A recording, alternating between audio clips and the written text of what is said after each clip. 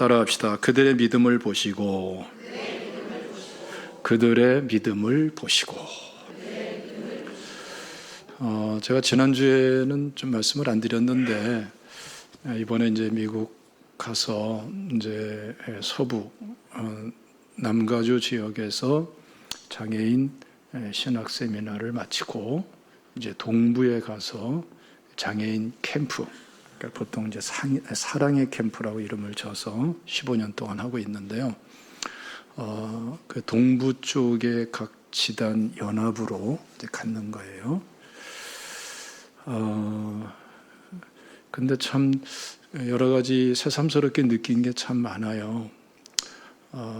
가장 핵심적인 것은 하나님이 장애인 사역을 참 기뻐하신다. 소중히 여기신다. 그렇기 때문에 장애인들을 위해서 헌신하는 그 사역자들을 하나님이 너무나 귀히 여기신다.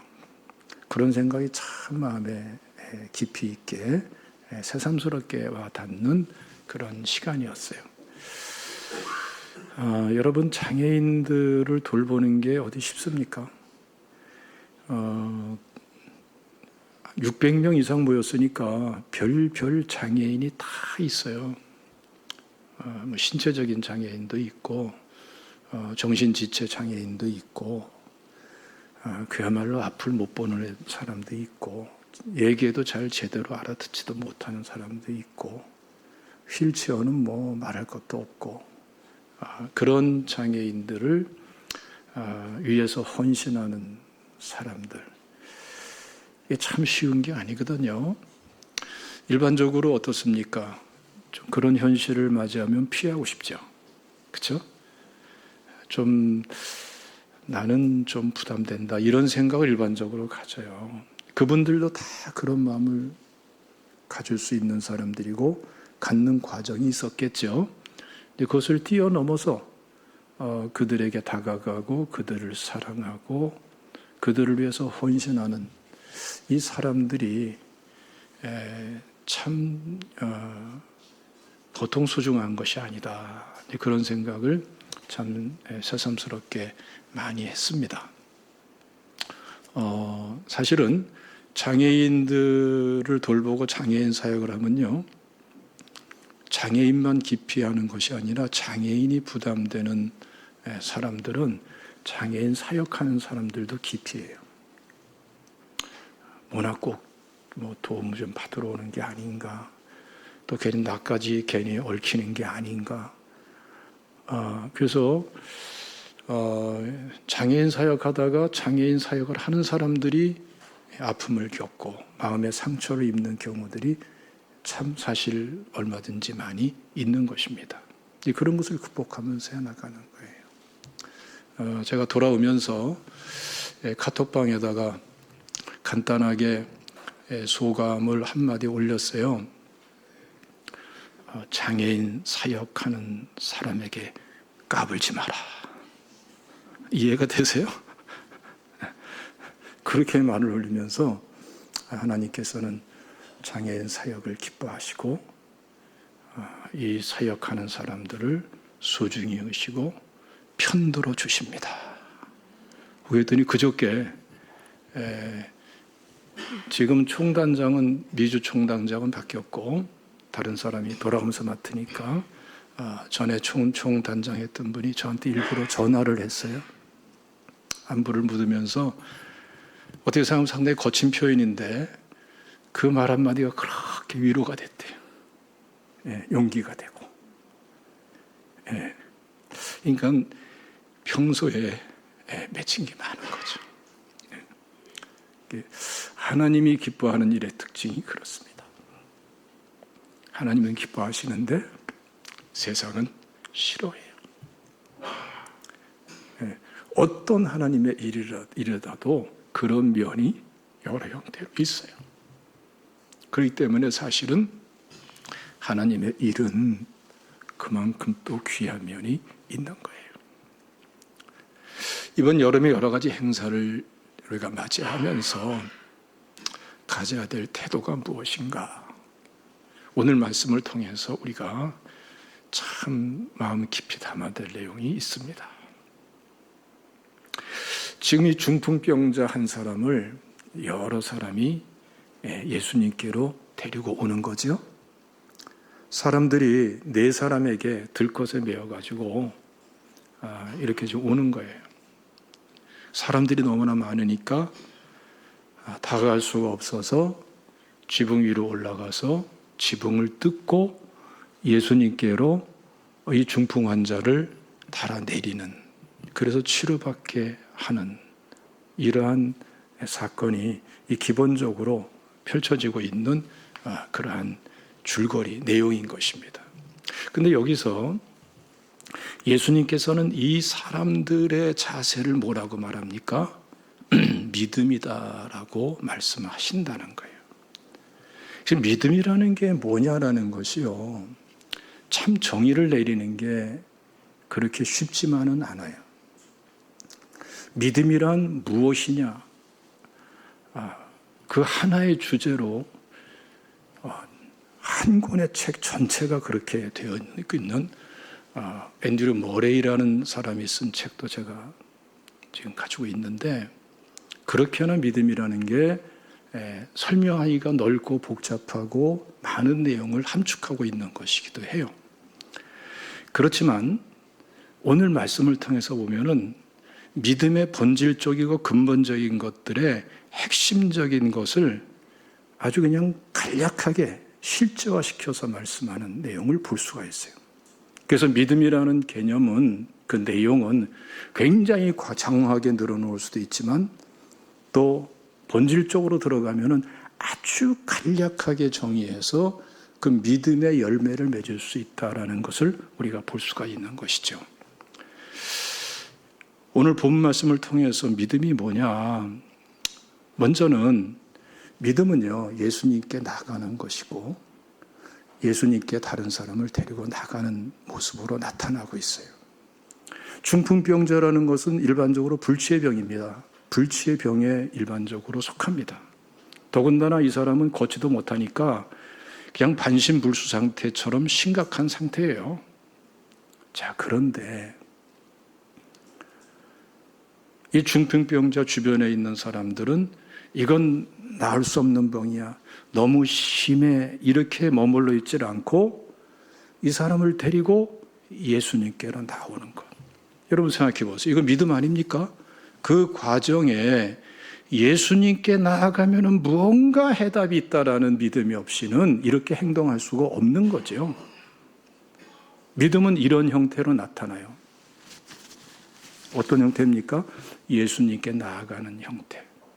여러분들 신앙생활 하면서 예수님께 나가고 있는 상태라면은 난제를 극복하고 나아가고 있다면 그때 뭐가 있는 줄 알아야 되겠어요? 내 속에 믿음이 지금 움직이고 있구나, 내가 믿음을 따라 행하고 있구나, 이렇게 확인할 수 있는 줄로 이해하시기를 바랍니다. 뿐만 아니라 참된 믿음의 특징은요, 항상 하나가 돼요. 지금 이 사람들이 한마음 한뜻이 돼가지고 이 중풍병자를 들것에 싣고 예수님께로 나가요. 여기에 믿음의 능력이 있고 또 믿음의 결실이 이 과정과 결과를 통해서 나타나게 되는 거예요. 그러니까 참 믿음인가 참 믿음이 아닌가라는 분별하는 공식 중에 하나가 뭐냐 하면은 하나됨을 이루는가 하나됨을 이루지 못하는가. 그래서 하나됨이 이루어지지 않으면은 어떻게 해야 될까요? 그때 서로를 위해서 기도하고 자신을 위해서 기도하고 하나되지 않음이 정상인 것처럼 그렇게 생각하지 말고, 그것이 뭐 이해 차이로만 이루어지는 것이라고 생각하지 말고 기도하면서 자신의 믿음과 관련된 사람들의 믿음을 세우는 사람이 돼야 됩니다. 믿음은 이렇게 나타나요. 그러니까 두 사람이 무엇인지 내 이름으로 합심해서 구하면은 주님은 응답하겠다고 말씀하셨어요. 이 기도 응답도 이렇게 하나된 믿음을 통해서 이루어지는 것이죠. 그 하나된 믿음이 굉장히 중요합니다. 또 한 가지는 이 믿음이 어떤 식으로 나타나느냐. 믿음은 믿음을 실현해가는 과정 속에서 장애물을 맞이하고 장애물을 극복해요. 그게 바로 또 믿음이에요. 그래서 이 사람들도 보면은 막상 이 중풍병 환자를 데리고 들것에 싣고 그리고 예수님께로 나가니까 정작 예수님께 가까이 다가갈 수가 없었어요. 사람들이 너무나 많아요. 그러니까 이들이 어떻게 하죠? 지붕 위로 올라가서 지붕을 뜯고 이 중풍 환자를 달아내려서 예수님께로 예수님 만날 수 있도록 그렇게 행하고 그러면서 치료가 되는 것을 볼 수가 있어요. 이 과정에서 문제가 뭡니까? 사람들이 많은데 그게 시험거리가 돼요. 사람들이 많아요. 이 사람들은 어떤 사람들이에요? 예수님께서 가르치고 치료하고 또 병을 고치시고 하시는 그런 내용을 보면서 그 은혜를 사모하면서 막 몰려든 사람들이죠. 다 은혜를 사모하는 사람들이에요. 그런데 막상 중풍병 환자를 싣고서 가니까 어떤 문제가 생겨? 안 비켜줘요.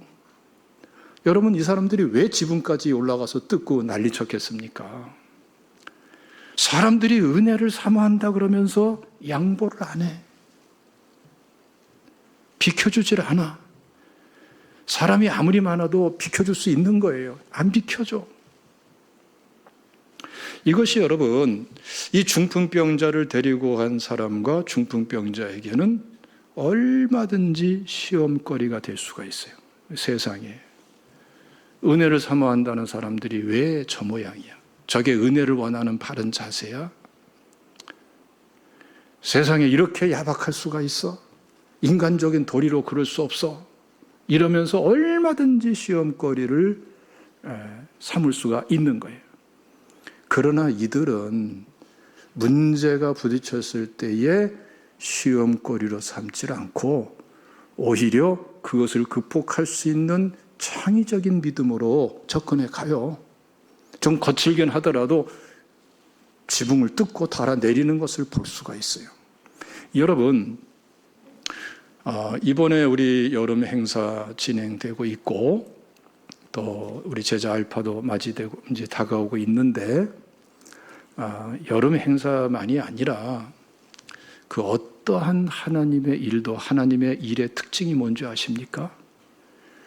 진짜 하나님의 일은요, 쉽게 편하게 저절로 그렇게 되는 경우는 거의 없어요.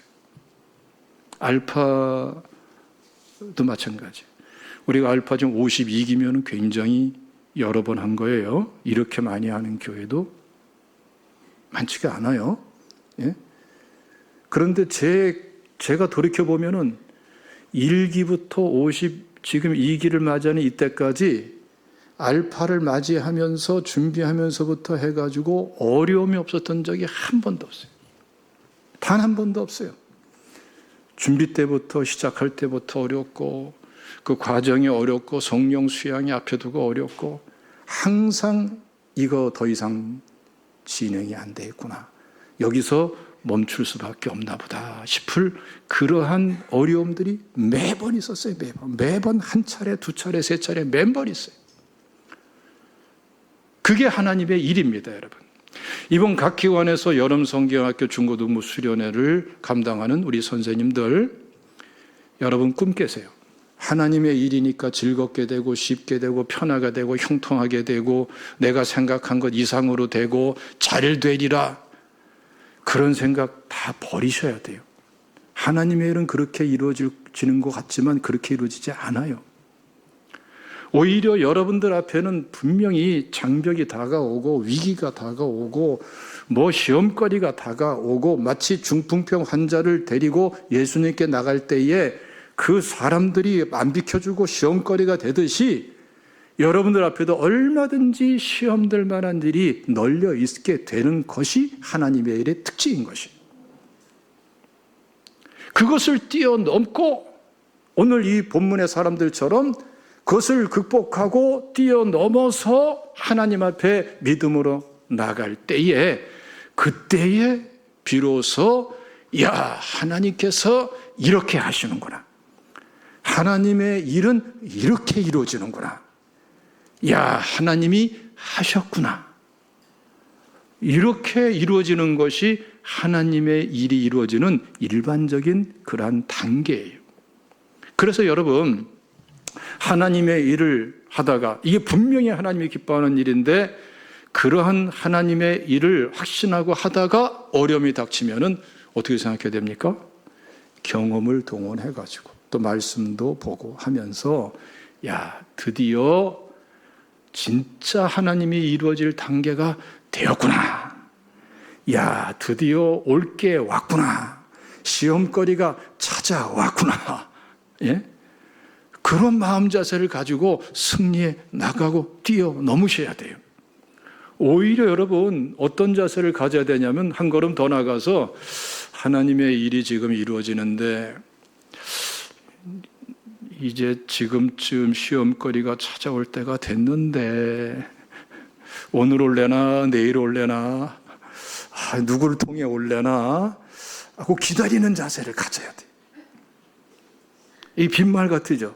사실은 제가 그러고 있습니다. 왜냐하면 매번 찾아오니까. 그러나 그것을 깨어 기도하면서 감당하면은 그때부터 내가 하는 일이 아니라 하나님이 하시는 일로 변화되는 거예요. 하나님의 역사가 일어나게 되는 거예요. 그게 하나님이 일하시는 방법인 것입니다. 여러분, 이것은 각 기관사역이나 우리 교회적으로나 외부 집회나 사역이나 다 똑같아요. 항상 하나님의 분명한 뜻이 이루어지고 분명한 역사가 일어나기 전에는 반드시 이건 도무지 아니야, 정말 아니야, 이러한 시험거리가 반드시 다가와요. 그때에 낙심하고 시험 들지 말고 깨어서 기도하면서 하나님께 나아가면은 하나님께서 새로운 믿음을 주시고 하나님께서 열어주시고 형통하게 하시는 은혜가 주어지게 되는 것입니다. 여러분, 왜 하나님께서 하나님의 일이 이루어지기 전에 이러한 역경을 허용하시고 시험거리를 허용하실까요? 하나님께서 들어 쓰시는 것은요, 우리의 능력, 재능, 가진 것, 이것을 들어 쓰시는 것으로 생각하면 안 돼요. 그 모든 것을 뭘 통해 들어 쓰세요? 믿음을 통해서 들어 쓰시는 거예요. 믿음을 통해서. 하나님은 여러분, 선한 것, 그 차원에서 우리를 들어 쓰지를 않아요. 똑같은 문제 앞에서도, 똑같은 상황 속에서도 선한 것들은 굉장히 많아요. 그 선한 것 속에서 하나님이 영광받고자 하시고 하나님이 이루고자 하시는 게 무엇인가, 그것을 분별하면서 믿음으로 나아가고, 그 믿음을 하나님께서는 의롭다고 인정하시면서 들어 쓰시는 것입니다. 그래서 여러분, 하나님은 처음부터 끝까지 우리를 어떻게 만나주시고 들어 쓰시고 축복하시는가, 한마디로 딱 요약하면은 믿음을 통해서 구원하시고, 믿음을 통해서 우리를 만나주시고, 믿음을 통해서 들어 쓰시고, 믿음을 통해서 영광을 받으시는 거예요. 이 마음속에 담으시기를 주님의 이름으로 축원합니다.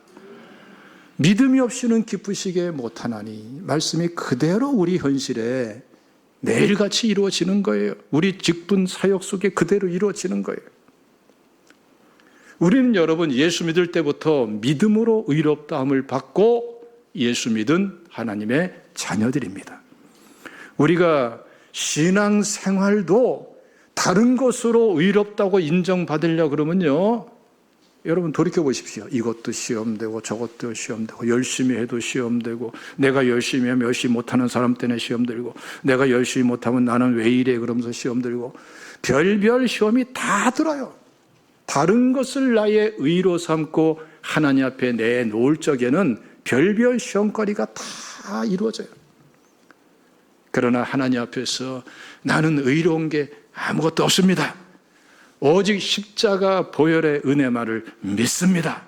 나는 은혜로 구원받았고 은혜로 구원받은 하나님의 자녀입니다. 하나님 앞에 믿음으로 나갈 적에는 하나님께서는 바로 그 믿음을 의로 인정하시면서 영광 받으시고 들어 쓰시는 줄로 믿으시기를 주님의 이름으로 축원합니다. 로마서 1장 16절 17절 말씀이 굉장히 핵심적인 말씀이잖아요. 한번 다 같이 읽어보겠습니다. 로마서 1장 16절과 17절 시작. 내가 복음을 부끄러워하지 아니하노니 이 복음은 모든 믿는 자에게 구원을 주시는 하나님의 능력이 됨이라. 먼저는 유대인에게요 그리고 헬라인에게로다.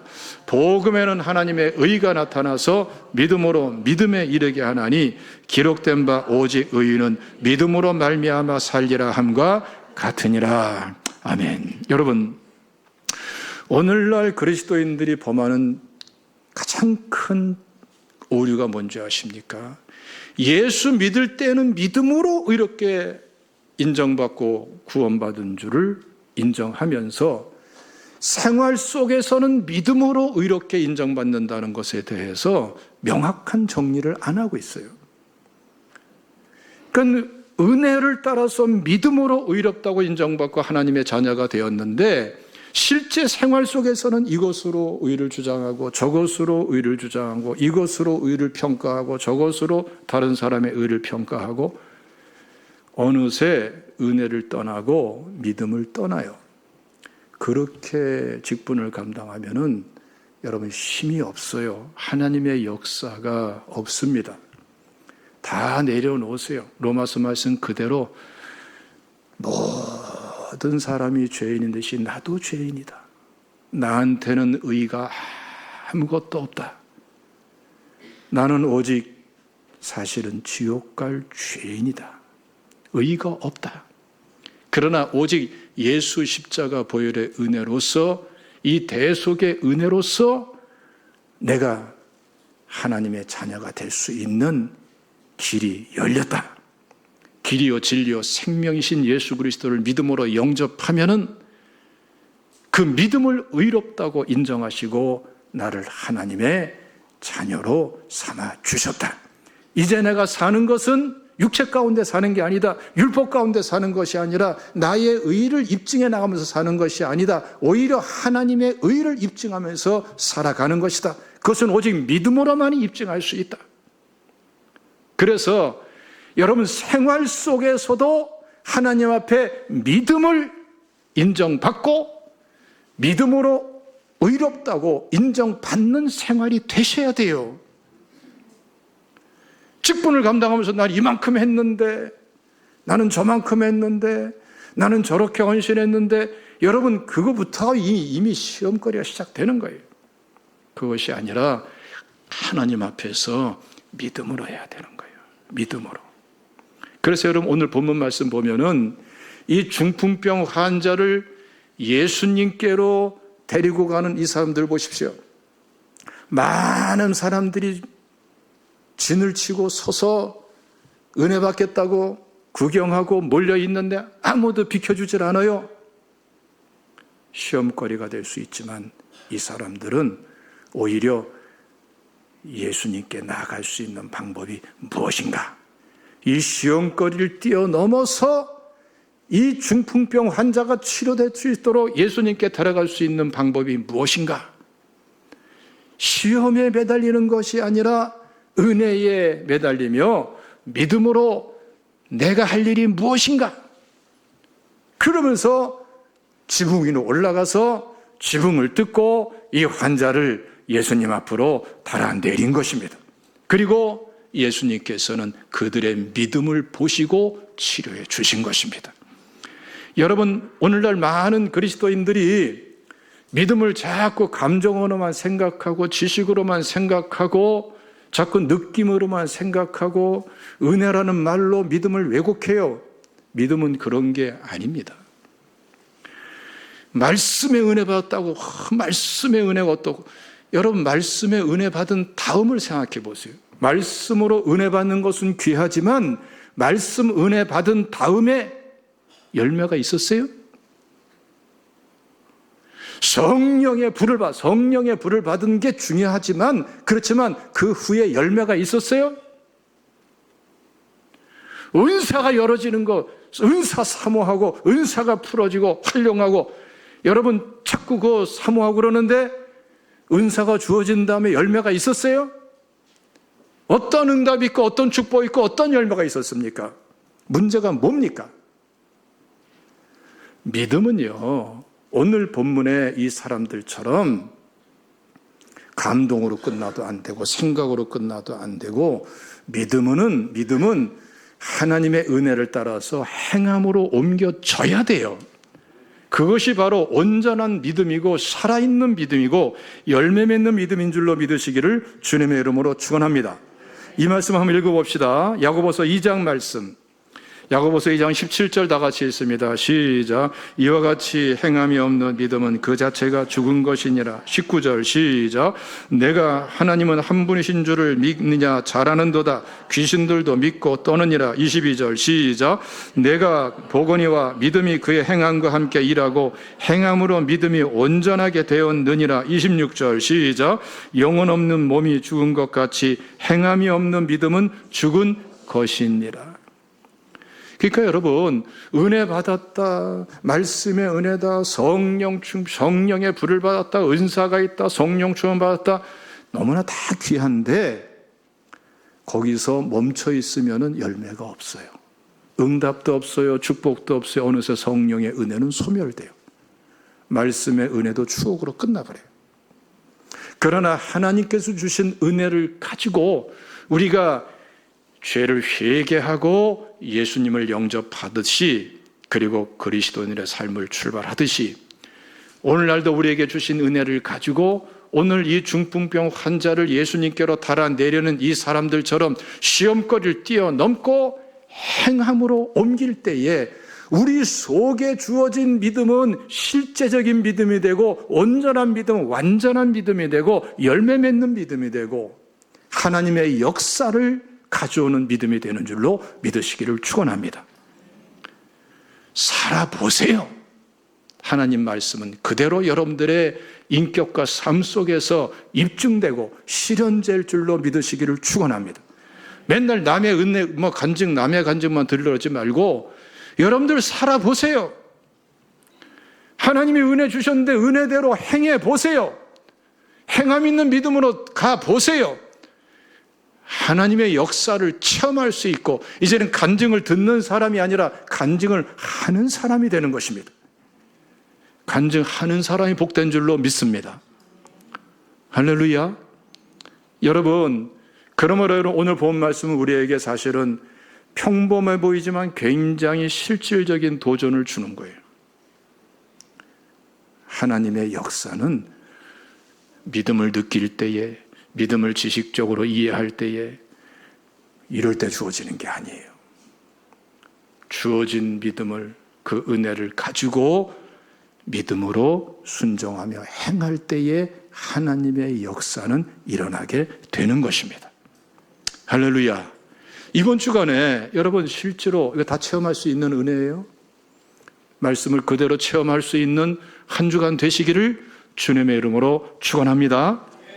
어떤 문제든지 여러분들 하나님과의 관계에서 기도하면서 하나님께서 기뻐하는 뜻이라고 확신이 있으면 그대로 기도하면서 믿음으로 행해보세요. 계속해서 하나님의 역사를 체험하게 돼요. 그 가운데 더 귀한 믿음으로 거듭나는 거예요. 그래서 여러분 하나님의 일이 이루어지기 전에 여러 가지 이러저러한 장애물과 시험거리를 하나님께서 허용하시는 것은 우리의 믿음이 살아있는 믿음으로 세워지기 위해서 허용하시는 줄로 믿습니다. 하나님께서는 감당치 못할 시험만 허락하기 때문에 확신을 가지고 나가시기를 주님의 이름으로 축원합니다. 자, 우리 5절 말씀 다 같이 읽어보겠습니다. 시작. 예수께서 그들의 믿음을 보시고 중풍병자에게 이르시되 작은 자야 내 죄 사함을 받았느니라 하시니. 참 감사한 것은 예수님께서는 우리의 외모를 보지 않고 우리의 믿음을 보세요. 누군가 그러대요. 남자는 집에서 나올 때에 5분이면 된대요. 근데 여성들은 집에서 나오려면 2시간 걸린대요. 맞나요? 근데 가만히 생각해 보니까 비슷한 것 같아. 왜냐하면 나도 많이 기다리거든. 그 내 인생이 뭔가, 결혼 이후에 내 인생이 어떤 인생인가 몇 가지로 정리할 수 있는데 그 중에 하나가 뭐냐면은 기다리는 인생이다. 그걸 난 이제 뒤늦게 받아들였어요. 예? 할렐루야. 예? 근데 여러분 보세요. 예수님은 외모를 보지 않으시고 중심을 보시는데 그 중심 속에서 뭘 보시는 줄 아세요? 믿음을 보세요. 믿음을. 다 준비하는 것도 좋지만 꼭 빼놓지 말아야 될 게 뭐냐면은 믿음을 준비하시고 믿음을 가꾸셔야 돼요. 할렐루야. 믿음을 드려야 돼요. 예? 예수님의 제자들과 예수님과의 관계에서 가만히 보면 말이죠. 3년 넘는 그 기간 동안에 제자들이 엄청나게 많은 실수하거든요. 네가 크냐 작으냐부터 해가지고 별 실수들을 많이 합니다. 나중에는 예수님을 부인하고 막 도망가고 막 팔아먹고 별일이 다 일어나죠. 그런데 심지어는 예수님을 부인해도 예수님은 나무라지 않으세요. 여러분, 가룟 유다가 예수님을 은 30에 팔았습니다. 예수님께서 은 30에 예수님을 판 가룟 유다를 단 한마디라도 나무라든가요? 나무라지 않으세요. 그런데 놀랍게도 예수님께서 유일하게 나무라고 야단치는 사건이 있어요. 그게 뭐냐면은 믿음이 없을 때.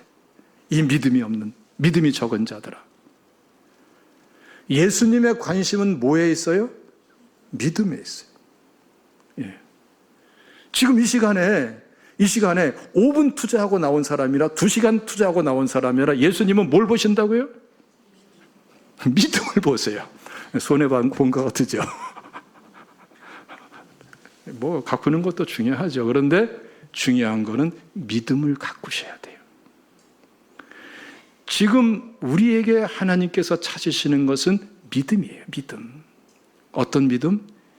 행함으로까지 옮겨지는 믿음, 완전한 믿음. 그 믿음을 통해서 우리 주님은 역사하시는 것입니다. 할렐루야. 믿음을 들으시기를 주님의 이름으로 축원합니다. 자, 근데 여러분 5절 하반절 말씀 보면은 이 말씀 여러분들 잘 소화하셔야 돼요. 이 말씀에 큰 축복이 있으시기를 주님의 이름으로 축원합니다. 이 중풍병 환자에게 뭐라고 말씀하십니까? 작은 자야, 내 죄 사함을 받았느니라. 이 말 속에 뭐가 있어요? 우리 그러죠. 말 속에 뭐가 있습니까? 뼈가 있다고 그러죠. 가만히 생각해 보면은 이 예수님 말 속에 엄청난 뼈가 있어. 즉 내 죄 사함을 받았느니라 하면서 고쳐주니까 이 중풍병자의 문제가 뭐가 문제라는 거예요? 중풍병자는 죄를 졌다라는 거죠. 그렇죠? 그리고 이 중풍병자는 이 죄 때문에 걸린 병이다. 중풍병자 마음이 일반적으로 편하겠어요? 안 편하겠어요? 아니 지금 주변에 사람들이 많고 가까운 사람들 다 있는데 자기를 보고 너 죄가 있어서 병 걸린 거다. 얼마나 당혹스럽고 숨기고 싶은 죄, 심각한 죄, 얼마나 심각한 병도 걸렸겠어요? 그냥 넘어가면 좋을 텐데 예수님은 죄에 대해서 말씀을 하십니다. 여러분 참고로 우리가 성경적으로 볼 때에 아담과 하와의 타락 이전에는 병이 있었어요? 없었어요? 없죠. 그렇죠? 타락 이후에 온갖 문제가 생겨났어요. 그래서 사실은 우리가 보고 듣고 겪고 있는 모든 병은 직접적이든 간접적이든 그 특징이 뭐예요? 죄와 관련이 있다. 원죄와 자범죄와 관련이 있다라는 것을 우리가 생각해야 되는 것입니다. 그런데 그 가운데에서 모든 게 다 죄 때문에 생긴 병이 아니죠. 하나님의 특별한 영광을 섭리 속에서 이렇게 허용하시는 병이 있어요. 그 대표적인 경우가 사도 바울 같은 경우도 육체의 가시라고 표현된 질병 때문에 평생 고생했죠. 그렇죠? 이것 때문에 3번씩이나 간절히 기도합니다. 다른 사람은 기도하면 번쩍번쩍 낫고 앞치마만 갖다가 수건만 얹어놔도 병이 낫는데 자기는 병이 안 나. 간절히 기도하죠. 근데 예수님께서 하나님께서 뭐라고 그러세요? 내 은혜가 내게 족하도다. 이는 내 능력이 약한 데서 온전하여 짐이라. 이 말씀을 주세요. 그러니까 사도 바울의 이 병은 하나님의 특별한 영광을 위해서 은혜를 잘 감당하도록 주신 병이란 말이에요. 이런 병도 있단 말이에요. 예? 근데 또 실제로 보면은 나면서부터 맹인된 사람이 요한복음 9장에도 나오죠. 제자들이 묻습니다. 이 사람의 이 끔찍한 이 장애는 부모 때문입니까? 자기 죄 때문입니까? 예수님께서 뭐라고 그러시면 읽어봅시다. 요한복음 9장 3절 말씀 다 같이 읽습니다. 시작. 예수께서 대답하시되 이 사람이나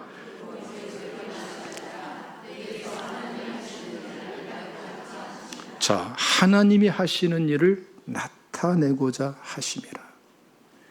이건 사실 자기 죄 때문도 부모 죄 때문도 아니라는 거예요. 그러니까 여러분 우리가 어떤 자세를 가져야 되겠어요? 모든 인간의 질병과 고통과 장애는 아담과 하와의 타락 때부터 온 것은 맞지만 그러나 구체적으로 개별적인 병은 반드시 죄 때문에 오는 것은 아니다. 특별한 하나님의 영광을 위해서 허용하시는 그런 병도 장애도 있다. 그러니까 우리가 아픈 사람 보면서 저 죄를 져서 그래 이렇게 함부로 생각하면 안 되겠죠. 예? 저 사람 무슨 죄를 져서 그래. 이재서 총장님 같은 경우도 어때요? 자기는 장애가 축복이라고 그러잖아요. 16살 때 시각장애 완전 장애예요. 예. 그런 상태에서 지금까지 살면서 돌이켜보니까 힘든 것도 많았는데 이런 장애가 없으면은 누리지 못할 은혜도 누리고 누리지 못할 축복도 누리고 또 이 장애가 없으면 이룰 수 없는 일도 이루고 여러분 그 미랄 선교회가 엄청납니다. 여러분 아시는 분은 아시겠습니다만은 21개의 나라에 100개의 지단이 있어요. 하여튼 안 놀랜다니까. 이거 여러분 웬만한 선교단체 이거 꿈도 못 꾸는 한 개 지단마다 지단장이 있죠. 스태프들이 있죠. 이사진이 있죠. 후원 조직이 있죠. 장애인들이 있죠. 여러분 이거 굉장한 조직이에요. 근데 분명히 그분이 말하는 것은 뭐냐 하면은 내가 장애가 없으면은 이런 꿈도 갖지 못했을 것이고 이런 일도 이루어지지 않았을 것이다. 자기 간증이에요. 여러분, 하나님께서 이루시는 방법은요, 우리의 상식선에서 이루어지질 않아요. 하나님은 하나님의 방식대로 이루어 가십니다. 할렐루야. 함부로 저 사람 아프면 죄 때문에 이렇게 하면 큰일 나요.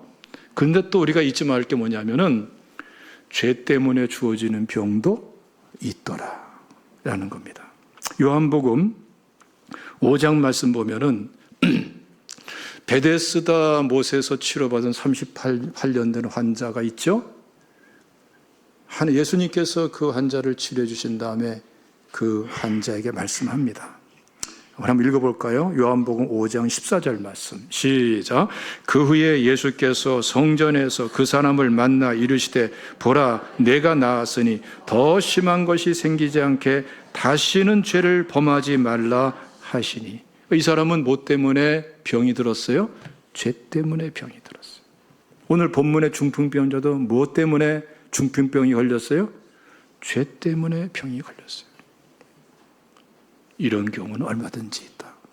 지금은 이제 몇 년 전에 돌아가셨는데, 제가 자라난 교회에서 집사님이 계세요. 남자 집사님이신데, 그런데 뭐 성가대도 하고 그러시는 분인데 목소리도 좋아요. 베이스 아주 공부도 열심히 해가지고 연세대도 졸업하고 직장도 좋은 직장이 있는 분이에요. 그런데 살만 하니까 바람을 폈어요. 바람이 뭔지 아시죠? 바람을 화끈하게 폈어요. 두 살림을 해요. 그러면 정상적인 부인이 할렐루야 하겠어요? 못 살겠다고 죽겠다고 그러죠. 예? 이건 이럴 수가 있냐? 이혼하자 막 이제 그러니까 그때 좀 회개 좀 하고는 좋은데 회개하기는커녕 부인을 때려요. 그러면서 하는 소리가 남자가 그럴 수도 있지. 아니 성경이 어디 남자가 그럴 수도 있지. 이게 있겠어요? 그 기고만장하더니 불과 그 소리하고 몇 년 후에 2년인가 3년 후에 그 젊은 나이에 그때 제가 알기로는 한 40 중반쯤 됐을 때예요. 중풍에 딱 걸려버렸어요. 중풍에 걸려버렸어요. 완전 반신불수 일어나지도 못하다가 회개하고 회개하는 가운데 겨우 회복돼가지고 완전히 팔도 삐뚤어지고 걷지도 못하고 이러면서 찔개져 이러면서 내가 흉내는 안 내겠어요? 그런 상태에서 평생을 살아. 그건 나를 만나면은 광철아, 나는 나이가 많거든. 우리 형님보다도 나이가 10몇 년 많아. 나보다 나이가 많은데 광철아 그러면서 성격은 또 괄괄해가지고 근데 이게 안 나. 그러다가 평생 그러다가 돌아가셨어요. 알아서 하세요. 죄 때문에 오는 병도 있다 없다? 있다. 근데 여러분 진짜 오늘 이 말씀을 통해서 우리에게 주시는 진짜 귀한 은혜가 뭔지 아십니까? 예수님께서 작은 자야 내 죄 사함을 받았느니라 이렇게 말씀하시는데 이 중풍 환자는 그 많은 사람들 앞에서 이 소리 들으면서 아무 소리도 안 해. 뭘 의미하는 겁니까? 말 속에 뼈가 있는데 이 뼈가 있는 말을 들으면서 자기 죄를 지적하고 병의 원인을 지적하는 이 말을 들으면서 한 말도 안 해요. 변명도 안 해요. 명분도 안 내세우세요. 우리는 어떻습니까, 여러분? 오늘날의 그리스도인들에게서 중병 중에 중병이 뭔지 아십니까? 여러분들 남 판단하지 말고 여러분들 스스로만 돌이켜보세요. 그렇게 합시다. 오늘날 크리스찬들에게 있는 중병 중에 중병이 뭔지 아십니까? 중풍병 이전에 진짜 중병이 뭔지 아십니까? 참된 회개를 할 줄 모른다는 거예요. 죄는 인정해요. 그런데 합리화시켜요. 죄는 인정해요. 그런데 남의 탓을 해요. 죄는 인정해요. 그래서 죄를 졌는데 원인 제공자가 저 사람이야. 죄는 인정해. 상황이 그렇게 됐어. 이것 때문에 그래서 명분론에 빠지고 상황론에 빠지고 원인 제공자를 찾고 자기의 죄를 그러면은 반감시킬 수 있는 것처럼. 그러다 보니까 어떤 문제가 생깁니까? 회개가 안 돼요. 회개한다고 했지만 형식적인 회개, 피상적인 회개로 끝나버려요. 참된 회개가 안 돼요. 그러니까 계속 자기는 회개했다고 하는데 사실은 죄에 묶여있고 죄책감이 심령 깊숙이 있고 하나님과의 관계는 해결되지 않고 기도문도 안 열리고 회개 안 했는데 기도문이 어떻게 열리겠어요? 성령 충만은 물 건너가고 기도에도 끙끙 힘만 들고 오늘날 그리스도인들이 가지고 있는 병 중에 심각한 병이 뭐냐면 참된 회개를 못한다는 거예요.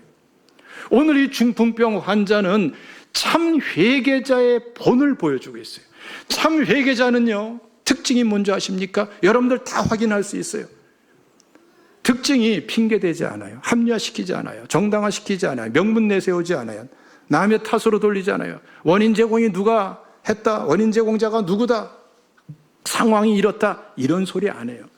참된 회개자는 변명이 없어요. 참된 회개자는 하나님과 나와의 관계에서 회개하는 거예요. 그 앞에서 변명도 안 해요. 왜 그렇죠? 참 회개의 특징이 그런 거예요. 여러분 지금까지 회개했다고 하면서 자꾸 내 입에서 원망이 나오고 불평이 나오고 남의 탓이 되고 합리화가 일어나고 내가 저 사람보다 더 낫고 나는 이만큼 했는데 저 사람은 저랬고 나는 덜하고 이러고 있다면 그 상태는 어떤 상태예요? 회개가 안 된 상태다. 참 회개는 물 건너간 상태다. 그런 상태에서는 어떤 일이 있습니까? 병들어도 병이 안 나요. 기도해도 기도문이 안 열려요. 성령 충만, 성령의 은혜 이미 소멸돼 버려요. 그래서 여러분, 이 여름에 가장 시급한 과제고 축복의 문이 뭔지 아십니까? 참된 회개의 문이 열리는 게 축복인 줄로 믿으시기를 축원합니다. 할렐루야. 그래서 여러분, 제가 한 가지 확실한 방법을 알려드릴게요. 이 참된 회개를 하는 게 쉬운 것만은 아닐 때가 참 많거든. 그래서 못하는 거예요. 여기 근데 계속 끌려가요. 죄에 끌려가고 문제에 끌려가고 이러면서 하세월 인생 끝나는 거예요.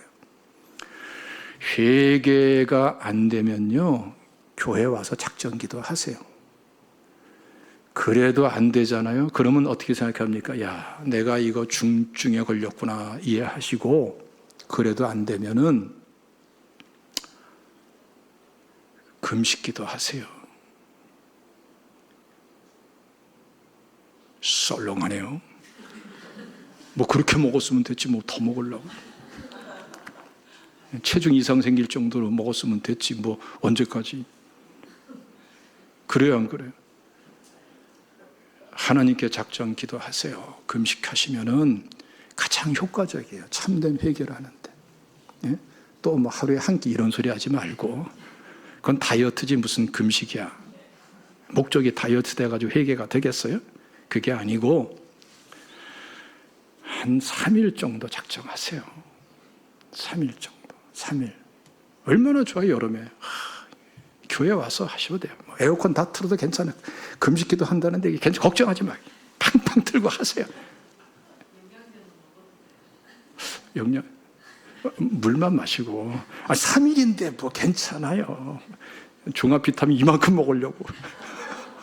어떤 사람은 주스 마시면서 금식하는데, 아니 그런 금식이 어디 있어. 물까지만 허용할게요. 원래 그렇게 하는 거예요. 40일 금식하는 사람도 물만 마셔요. 3일 가지고 안 된다. 5일 하세요. 5일에도 안 된다. 7일 하세요. 7일에도 안 되면 죽겠다고 더 하세요. 살아요. 근데 여러분 기도하기 전에, 작전 기도하기 전에 하나님께 이렇게 의논을 나누세요. 하나님, 내가 며칠을 금식하기를 원하십니까? 그러면은 어느 선에서 확신을 주세요. 그때까지 금식을 하세요. 여러분, 회개가 반드시 이루어져요. 여러분, 금식해야 회개될 정도로 내가 이렇게나 묶여 있구나, 굴레 씌워져 있구나, 이걸 이해하셔야 돼요. 믿습니까? 회개문이 열리면 기도문이 열리고, 회개문이 열리면 성령 충만이 이루어지고, 회개문이 열리면 보세요. 회개하라, 천국이 가까이 왔느니라. 천국이, 하나님 나라의 임재가 무엇인가 알게 되고, 회개문이 열리면 기도 응답이 있고, 회개문이 열리면은 여러분 주님이 용서하니까 중풍병자처럼 치료해 주시고, 할렐루야. 모든 병이 죄 때문에 주어진 건 아니지만 죄 때문에 주어지는 병이 많아요. 이거는 여러분 회개해야 근본적인 치료가 되는 거예요. 모든 병이 악한 영 때문에 주어지는 건 아니지만 축사해야 낫는 병도 많아요. 이거는 축사해내지 않고는 치료가 안 되는 거예요. 여러분 하나님 앞에서 이번 여름 아주 좋은 기회입니다. 휴가 계획 다 반납하시고 아유 미안해요. 근데 살아야 되지 어떡합니까? 휴가를 교회로 와라. 그리고 금식해라. 회개의 부흥이 일어나기를 주님의 이름으로 축원합니다. 할렐루야. 여기서 여러분 이 서기관들 보세요. 서기관들은 중풍병자가 와도 관심이 없고, 지붕을 뜯어내도 관심이 없고, 병이 나도 관심이 없고, 이 서기관들의 관심은 뭐예요? 신성모독이다. 율법주의만 꽉 차져 판단만 하고 있고, 이런 사람 금식하셔야 돼. 예수님께서 굉장히 중요한 선포를 하시죠. 우리 10절 말씀 다 같이 읽습니다. 시작. 그러나 인자가 땅에서 죄를 사하는 권세가 있는 줄을 너희로 알게 하려 하노라 하시고 중풍병자에게 말씀하시되, 죄 사함의 권세는 오직 하나님께 있습니다. 다른 데서 죄 해결 안 받을 수 없습니다. 십자가 보혈 앞에 나가야 됩니다. 여기서부터 풀어나가십시오. 하나님의 축복이 있을 줄로 믿습니다. 기도하겠습니다.